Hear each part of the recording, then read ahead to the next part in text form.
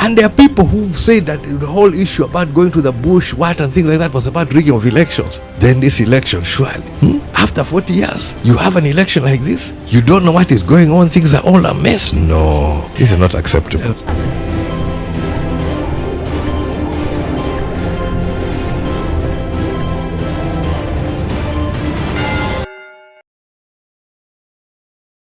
Let me take this time and invite the party president of the UPC party to supplement and give his side. You're welcome, the party president. Thank you very much. Mine is really to appreciate the members, the citizens who, under these difficult circumstances, came out and showed their support for the candidates which you have put forward. I also want to thank the candidates who have carried the flag and have kept the message pure and clean as far as our thoughts on the future of Uganda. But I need to also this time point out that this, in my experience, has been an election which I don't want us to forget, but I also don't want us to remember. This kind of election is not the sort of election which we live for, which we hope for. I've been in politics, I've been in every by-election. There are certain guidelines which we always follow. Number one is access to information and access to the material. When the EC is packing material to dispatch to whichever constituency, as political parties we are called to witness. And we have the packing lists with the packing codes, which when it's offloaded, it's supposed to rhyme at the next point. In this particular election, there has been a lot of fakeness and trying to push away us as stakeholders in this process. When I come specifically to the election here in Lira City, we were not given opportunity to track the ballot material from when it was released in the stores in the morning up to the polling station. So on that basis, there was already a problem. If I remind you of what happened in Oyam, because of the way they disorganized our team, which was to monitor the dispatch of the voting material from the Electoral Commission stores to the polling stations, we got disorganized. I lost track of 3 sub-counties because I didn't have the tools to be able to follow. But I had the ability to make sure that I don't allow these ballots which are floating around to enter into the ecosystem or to enter into the various ballot boxes. In the case of Lira City, ballot boxes disappeared at 6 in the morning. By 3 p.m., they have not appeared at a polling station. You ask the Electoral Commission says, no, we don't know where it is, but police is escorting. I asked the RPC says, no, it should have reached. They don't know where it is. Now, where were these ballot boxes? Where was this voting material? And that is where reports are coming that it's being signed, they're being ticked here, they're being what. That is not what you want in an election. I have been saying this. In an election, at the end of the day, it's the people who must be the winners. And you see it in the face. You see when people have voted, they're satisfied. You see the level of celebration and happiness. I have not seen it as far as what has transpired in Lira City. And also, so this also touches on on the wider scope, where I'm also giving my appreciation. I can tell you that we had over 20 MPs who had succeeded in this election.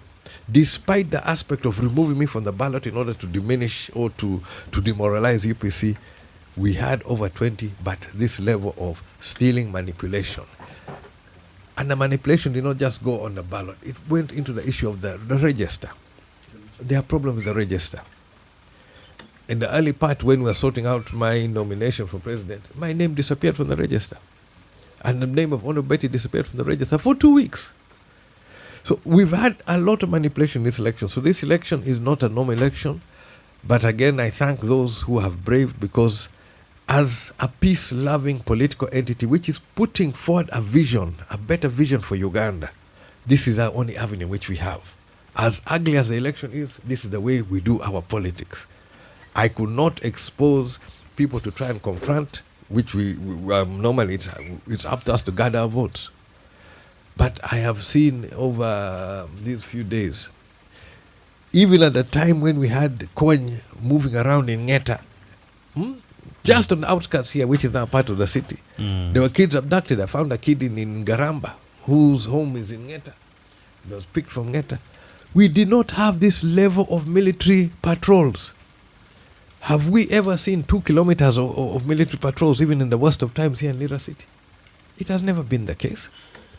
But this is, you can say, overt political threat. These people were brought here, all of them, the whole of 5th Division and everybody under 5th Division was registered in the city. So this is done for a purpose. It does not reflect the will of the people. It does not reflect the hopes which we have. And the basis on which it happened, I need to point out on this one, is that the argument was there were people cutting, some people on panga, so there was threat to the health and security of people. But honestly, UPC has come forward with a manifesto with clear issues which will work for the people of Uganda. Ours is ideas and issues. I heard when the president was last year, I saw leaders talking about tarmac. We should be happy we have tarmac. I needed to point out that Lira Kamdini was done in 1968. Lira had tarmac in 1968. Karuma, which was done in 1963, was done under UPC for 50 years. 50 years should have been in 2013. It took another 12 years to repair. That's why things fell apart. So don't bring things which, for me, it's very obvious. Tarmac was here before. I've had a lot of talk about the patch, Rekunya patch, Lira, Kitgum Road. That one was in the budget of 1987. I have brought it out. And the feasibility study was done under UPC. Money was arranged under UPC. The road has not been done in this up to this period. Before the last election, I was at the launch. We had the president came for the cathedral. There's the pledge which he made at the cathedral. Then went for the launch of that road. 5 years later, the road is not complete. This is not the sort of thing which I want for the people of Lango. We need also the leaders who are going to be elected to be able to speak the truth to power. To be honest, let us really work for our people. Let us speak for our people. Let us not go there and start flattering when things are not working. If things have not worked, if things are not being done according to schedule, we must be able to speak boldly. So I urge those who have got our flag, those who have been elected, to go and speak for the people. Do not get threatened, do not get intimidated, speak for the people. That is the pedigree of Uganda People's Congress. Lastly, before I leave, I want to give a special thanks to the people of Ajuri. They have come out openly and they are ready to defend their victory. I'm also ready to do my part to make sure that victory is defended. This is a clear sign that at the grassroots, with determination, we can make a difference. And this I want to extend as we still have elections going forward. I'm urging my members, the supporters, the people who feel that we need a sort of leadership which will work for the people, who will speak for the people. Not to be intimidated, not to stay away. Please let us go out to vote throughout these elections. The leadership which we put in place will reflect what we are and what we hope for. We should not be put in a situation where people are just transferred to Lira to vote and then they disappear. We have to live in Lira. I am going to remain engaged in the political equation, and I'm going to remain in a supporting role across the board for my candidates and for the party and the future of Uganda. So please join me in supporting the candidates who are up for election. I pledge to do my best also to gather vote. This issue of stealing vote and having an election which does not meet the criteria of free and fair is not what I hope for the future of Uganda. Thank you. You're welcome, Honorable Jimmy. Before I let the Honorable Minister translate this for our listeners out there, there's this one question I would like to put forward regarding the irregularities that you've put forward, and also Honorable Minister also raised the same about the ballot, the polling materials leaving the office by 6 a.m. and up to around 11 a.m. they are not yet reached the polling station. Up to Up to 2. 2, even past 2, they're not yet reached. The laws allows you to have your agent at the polling stations. Did you reach out to your agents to confirm that they also confirm before polling process starts? It's their duty to make sure that black box has only and only the voting materials, which has not been tampered with before everyone else start voting. It's their mandate, it's their duty. Did they do so? Did they confirm that there were already pre-ticked ballots in some of those You're going materials? a bit far. There are layers of which we're allowed. I told you, when they pack the voting material in Kampala, we're allowed to witness and we get our packing list. When they unpack in Lira, we are supposed to witness and we also check it is there. When it leaves to go to the polling station, we are supposed to be there. Yeah. This time they didn't want us there. We are allowed to follow it all the way up to the polling station. None of that was allowed. Now, up to afternoon, these were not there. Normally, you're allowed to follow it all the way from the store. Now, I lost sight of this issue from the store up to the polling station. Where was it in all this time? Where was it? Then you had people marauding around on motorcycles and thugs. I would say they're thugs. There were thugs moving together with assistant RCCs. I saw a lot of things in this thing. An assistant RCC pulled a gun, cocked a gun. And I'm looking at this person, I'm thinking, now this person's pulling a gun on me. Does he want to shoot? Me, and the understanding I know is that when you pull a gun, you must be ready to use it. How do you have assistant RCC with thugs pulling guns? The only thing is that you are getting close to where the problem was. What they were hiding. What you were hiding, that's why they're acting so viciously. If you're not hiding anything, where's the problem? Where's the problem? Then this thing of saying that who are you going to find on voting day that you're saying you're going to bribe? We've had months of campaign. The rallies were packed with people. We spoke our messages. The problem was when we're at these places, the voting material was not there. That should be the issue. How at 2 p.m., 3 p.m., you don't have voting material from a few hundred meters, 1, 2, 3 kilometers away? Where was it in between?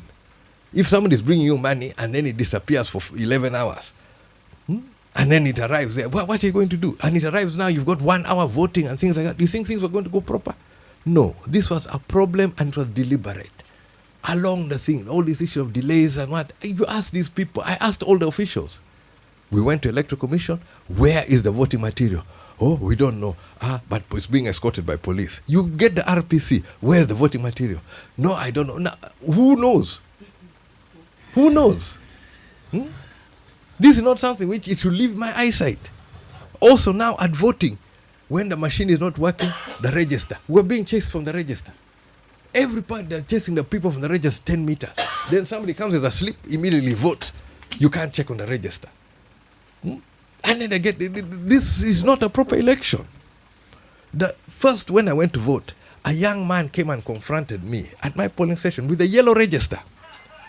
And he asked me, who are you? And I thought for a second it confused me because I normally like telling people, if you're looking for me in Lira, just arrive in Lira, ask anybody, any border, where's Jimmy Akena's place? Everybody knows Jimmy Akena. Yeah. This young man does not know Jimmy Akena. But his colleague knew, just went on to the thing without asking my name, said, oh, he's here. Then the same person goes to Honorable Bet, who are you? Then the lady was with him, yellow register. The other one who's part of the team goes to and said, no, she's here also. Meaning this person was imported, doesn't know who is who, but he confronted us like he owned that polling station. He came right in my face with his yellow register. Who are you? Now, if it was anybody else, what would happen?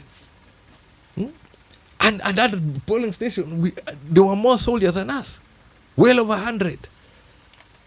Then this person comes like this. So this was a problem. And there are people who say that the whole issue about going to the bush, and things like that was about rigging of elections.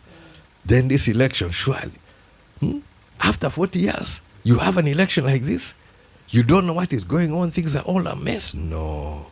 This is not acceptable. Thank you, Honorable Jimmy. I believe at a later time we shall have more time to digest about election entirely.